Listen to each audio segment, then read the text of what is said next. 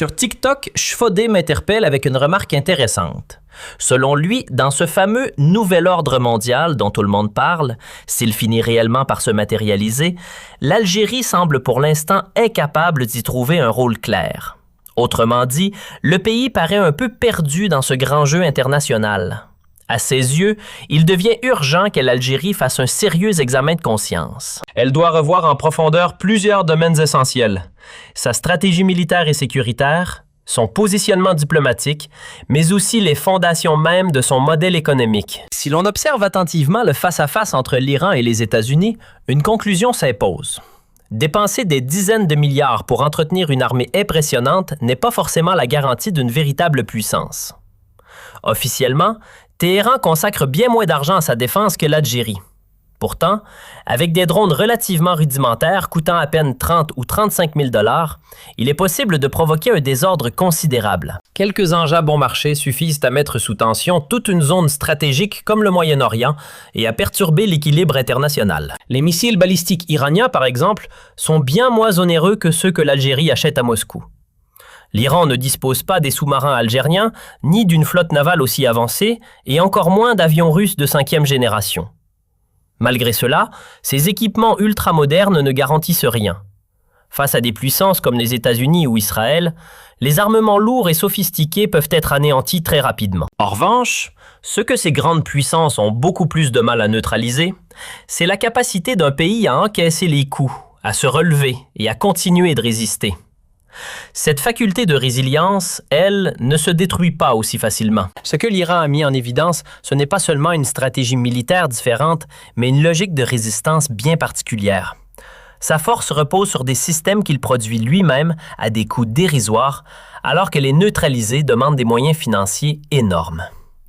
Mais surtout, cette résilience s'exprime ailleurs, dans la capacité de perturber l'économie mondiale. Fermer le détroit d'Ormuz, ralentir ou bloquer la circulation des pétroliers, mettre sous pression les pays voisins producteurs de pétrole et de gaz, tout cela suffit à déclencher un désordre global et à placer la communauté internationale dans une position extrêmement inconfortable.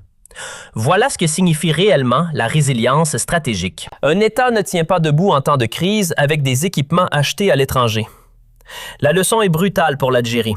Consacrer 20 ou 25 milliards de dollars au budget militaire n'a pas beaucoup de sens si tout l'arsenal dépend de fournisseurs extérieurs. Les systèmes acquis auprès de la Russie pourraient être neutralisés par les États-Unis ou Israël en une seule nuit. En revanche, disposer de la même logique que l'Iran, produire ses propres drones, concevoir ses propres missiles et être capable de menacer des intérêts économiques majeurs change totalement la donne. À ce moment-là seulement, un pays commence à peser réellement dans le rapport de force. Il faut bien comprendre une chose. Dans l'hypothèse d'un choc économique planétaire, Pékin aurait probablement plus à perdre que Washington. Pourquoi? Parce que les États-Unis disposent d'un atout majeur, l'énergie. Grâce à la révolution du pétrole et du gaz de schiste, ils ont considérablement réduit leur dépendance extérieure et renforcé leur capacité d'exportation. Aujourd'hui, les Américains produisent eux-mêmes une grande partie de leur pétrole et de leur gaz, ce qui leur donne une marge de manœuvre stratégique considérable. Ils ont également consolidé leur partenariat avec les pays européens. Certes, des tensions existent parfois avec Madrid, Paris ou Londres, mais au moment des grandes crises, le bloc occidental se range presque toujours derrière Washington. Avec Donald Trump, les États-Unis ont repris la position de chef d'orchestre du camp occidental. Quand l'Occident se sent menacé, les alliés se regroupent instinctivement autour de lui. Et l'Amérique possède aujourd'hui un avantage décisif, la maîtrise des ressources énergétiques. La Chine, elle, se trouve dans une situation plus fragile. Certes, elle domine plusieurs secteurs liés aux technologies vertes et aux énergies renouvelables.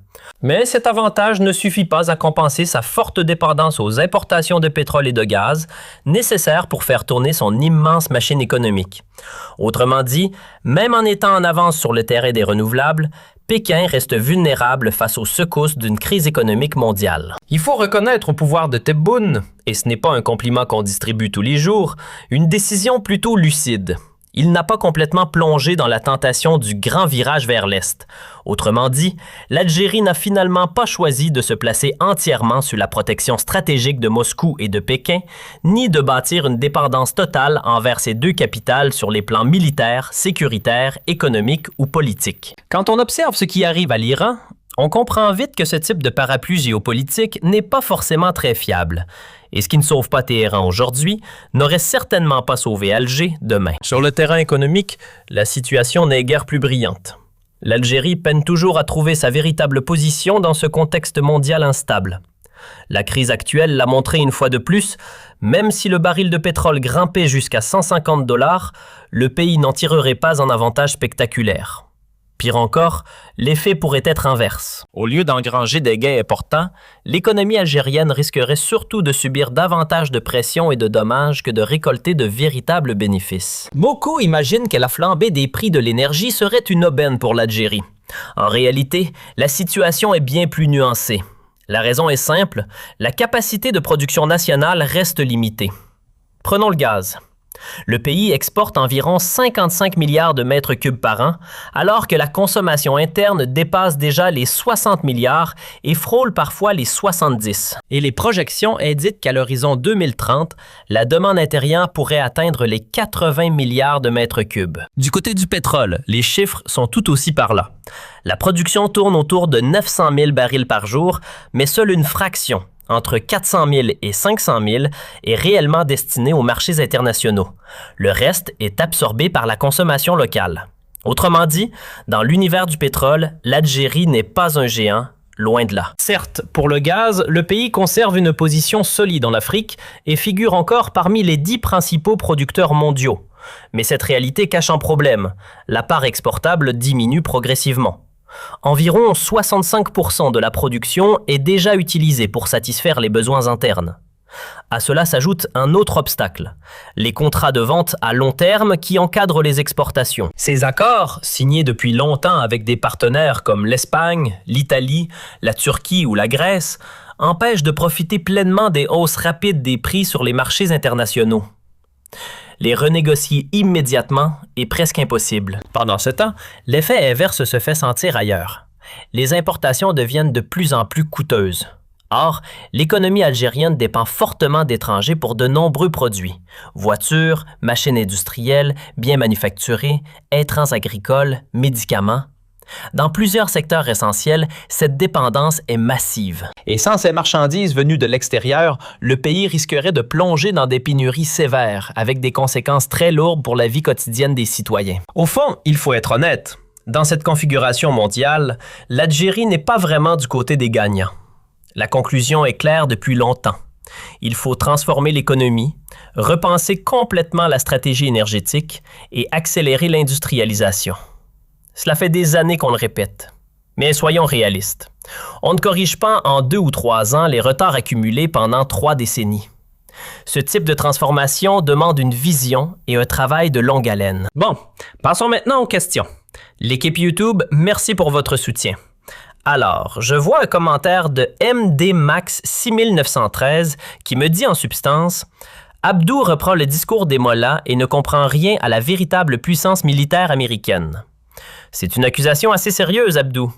J'aimerais quand même que notre ami MD, dont le pseudo n'est pas des plus simples à prononcer, saisisse bien mon propos. À aucun moment je n'ai affirmé que l'Iran allait vaincre militairement les États-Unis. Je vois aussi la question de Saladeg sur TikTok qui me demande si cette confrontation avec l'Iran marque un tournant dans l'ordre mondial. Oui, clairement. C'est exactement ce que j'expliquais. J'y reviendrai dans un instant, Salah. Mais encore une fois, je n'ai jamais prétendu que l'Iran allait battre l'Amérique sur le champ de bataille. Ce que je dis, c'est qu'un pays peut perdre militairement et malgré tout remporter la bataille politique. L'histoire regorge de situations de ce genre. Prenons notre propre histoire. Pendant la guerre d'indépendance, l'Algérie n'a pas triomphé sur le plan militaire.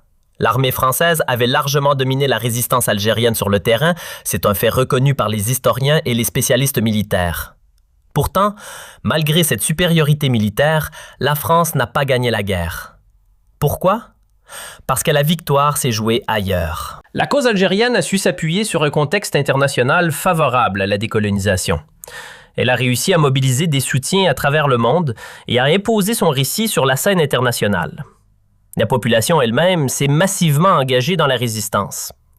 Au final, même si l'armée française avait remporté la bataille militaire, le système colonial était devenu politiquement et moralement impossible à maintenir. À un moment donné, la dynamique s'est inversée. La population a basculé. Sur le terrain militaire, la résistance algérienne n'a pas remporté la bataille des armes, c'est un fait. Mais elle a gagné quelque chose de bien plus décisif: l'adhésion des peuples et la sympathie du monde.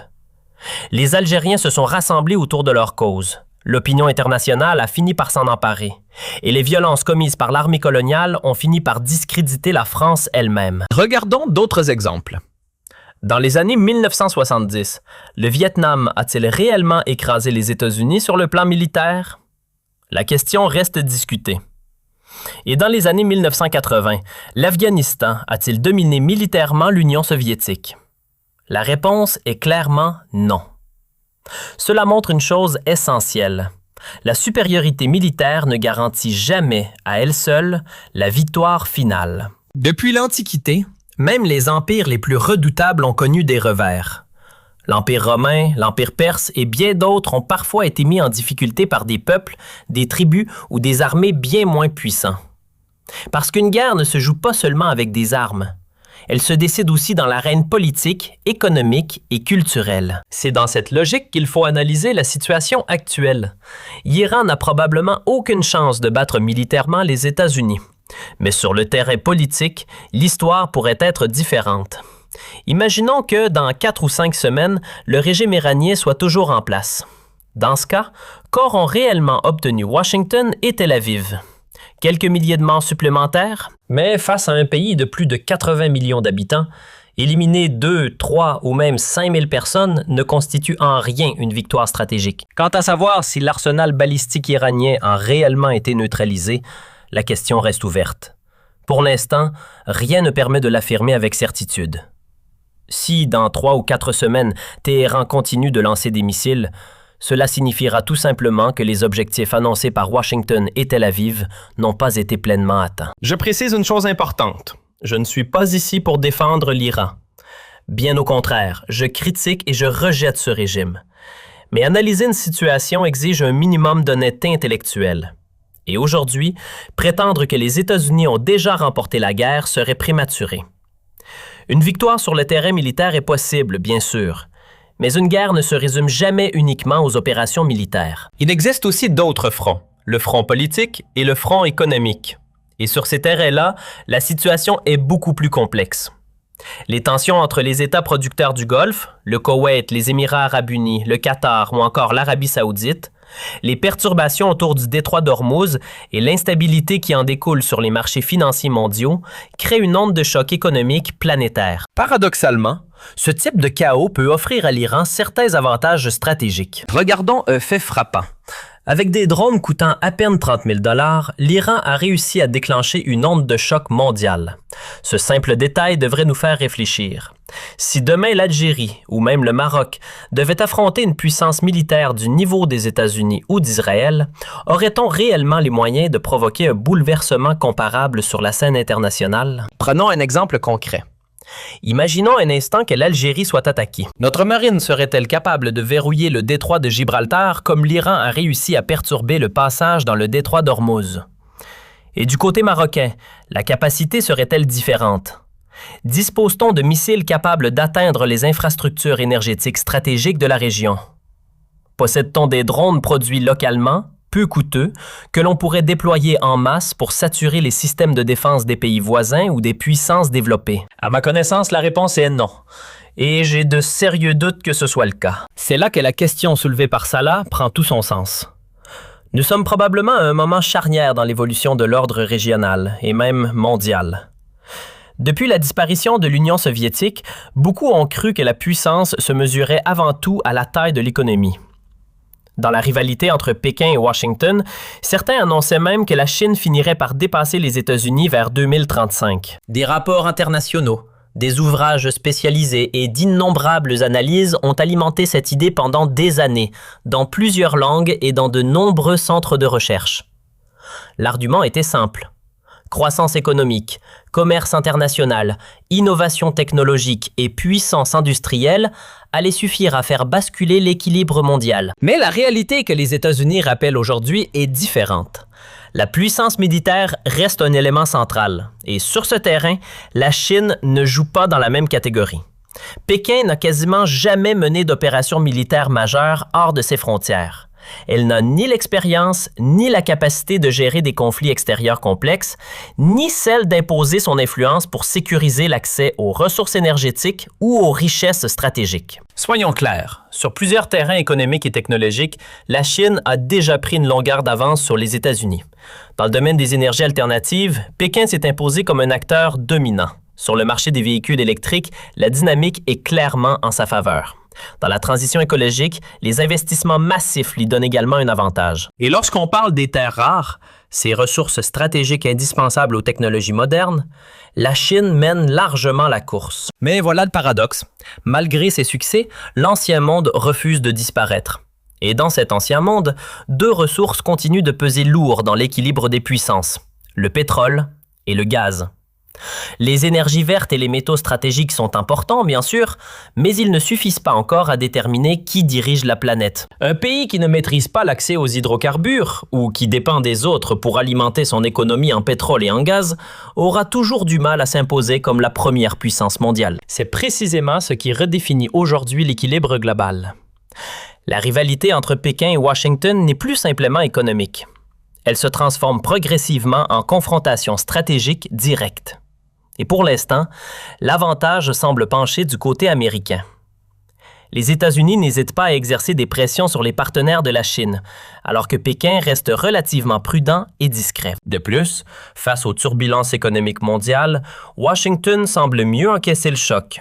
Et surtout, les États-Unis démontrent régulièrement leur capacité militaire, frapper, détruire, infliger des dégâts considérables si nécessaire. Cette démonstration de force est un langage que la Chine, jusqu'à présent, n'a pas vraiment utilisé sur la scène internationale. C'est ainsi qu'émerge peu à peu le nouvel équilibre Mondial, une sorte de mélange étrange entre continuité et transformation. L'ancien ordre n'a pas disparu, mais il se heurte désormais à un monde en mutation. Aujourd'hui, une évidence revient brutalement au centre de la discussion. La force militaire reste un élément décisif. Les Européens l'ont compris à leurs dépens avec la guerre en Ukraine. Pendant longtemps, ils pensaient que la richesse économique suffisait à garantir la sécurité. Des pays comme la Suisse, Le Luxembourg ou plusieurs États d'Europe de l'Est ont connu une transformation spectaculaire. Autrefois marqués par les difficultés économiques dans les années 70 et 80, ils sont devenus prospères, avec des industries solides et un niveau de vie élevé. mais lorsque le conflit a éclaté aux portes de l'Europe, une réalité s'est imposée. La prospérité ne remplace pas une armée. Beaucoup de ces pays ont soudain réalisé qu'ils ne disposaient pas d'une véritable puissance militaire. La guerre aux frontières de l'Ukraine a créé un choc et une inquiétude profonde. Elle a obligé tout le continent à repenser ses priorités. Regardez la Pologne aujourd'hui. Le pays investit massivement dans son armée et accélère sa militarisation. Varsovie a compris une chose simple. Le bien-être économique et le progrès social ne suffisent pas à garantir la sécurité d'un État. Une nation doit aussi posséder la capacité de se défendre. Finalement, ce monde ancien que certains pensaient dépassé est toujours bien présent. L'idée selon laquelle la seule puissance économique pourrait suffire à transformer l'ordre mondial se heurte à la réalité. L'histoire montre qu'on ne domine pas la planète uniquement avec le commerce ou la croissance. Alors, Mauritanus Achillonus pose une question. Cette flambée des prix du pétrole profite-t-elle au régime algérien? La réponse est simple. Non. Et même, c'est probablement l'inverse. Un baril très cher entraîne presque toujours une inflation mondiale importante. Et cela complique sérieusement les calculs économiques du pouvoir à Alger. Le président Tebboune avait un projet précis. Revoir la base de calcul du PIB en 2026 afin d'atteindre environ 400 milliards de dollars d'ici 2027. Pour y parvenir, une stratégie consistait notamment à renforcer la valeur du dinar. Mais voilà le problème. Si la monnaie nationale s'apprécie alors que les prix internationaux explosent, surtout pour les produits importés essentiels, la situation devient très difficile à gérer. Une appréciation artificielle du dinar rendrait encore plus compliquée la lutte contre l'inflation. Et paradoxalement, Si le gouvernement voulait réellement profiter de la hausse du pétrole et du gaz, il devrait faire exactement l'inverse, affaiblir sa monnaie. Une dévaluation du dinar augmenterait mécaniquement les revenus en devises issus des exportations énergétiques. Cela renforcerait considérablement les recettes budgétaires de l'État. Autrement dit, le régime se retrouve face à un dilemme économique. Stabiliser la monnaie pour contenir l'inflation ou la dévaluer pour profiter des revenus énergétiques. Le pouvoir de Tebboune se retrouve aujourd'hui dans une véritable impasse stratégique. Pourquoi? Parce qu'il s'est lui-même fixé une cible ambitieuse, porter l'économie algérienne à un PIB de 400 milliards de dollars. Sur le papier, l'objectif est séduisant, mais dans la réalité, plusieurs obstacles viennent compliquer l'équation. Si l'inflation s'emballe, si les pénuries apparaissent et si les importations sont restreintes, ce qui arrive souvent lorsque les prix internationaux augmentent et que le gouvernement décide de serrer la vis sur les achats à l'étranger, les conséquences deviennent rapidement visibles. En cherchant à réduire la facture des importations, les autorités finissent par créer des manques sur le marché et par déstabiliser tout un pan de l'économie, le secteur informel. Or, ce marché parallèle joue un rôle immense en Algérie. Entre 60% et 70% de ses activités reposent sur des marchandises importées. Contrairement à ce que certains imaginent, il ne s'agit pas simplement de produits locaux détournés vers un circuit sans taxes ni contrôle fiscal. Non, une grande partie de ce commerce dépend directement de biens venus de l'étranger. Si ce système informel est fragilisé, cela entraîne une baisse du pouvoir d'achat et de la consommation intérieure. Et dans ces conditions, atteindre les 400 milliards de dollars de PIB devient extrêmement difficile. Pour contenir l'inflation, l'État algérien a souvent recours à une stratégie bien connue. Renforcer artificiellement la valeur du dinar afin de donner aux consommateurs l'impression que les produits importés restent accessibles. Mais cette politique a un revers. En maintenant une monnaie forte, le pays ne profite pas pleinement de la hausse des prix du pétrole et du gaz, surtout avec un volume d'exportation relativement limité. À l'inverse, s'il veut maximiser les recettes en devises issues des hydrocarbures, le gouvernement devrait plutôt affaiblir la monnaie nationale. Une dévaluation augmenterait la valeur en dinars des revenus tirés des exportations. Résultat, le régime se retrouve coincé entre deux options contradictoires. Stabiliser la monnaie pour freiner l'inflation ou la dévaluer pour augmenter les revenus énergétiques. Dans les deux cas, la marge de manœuvre est extrêmement étroite.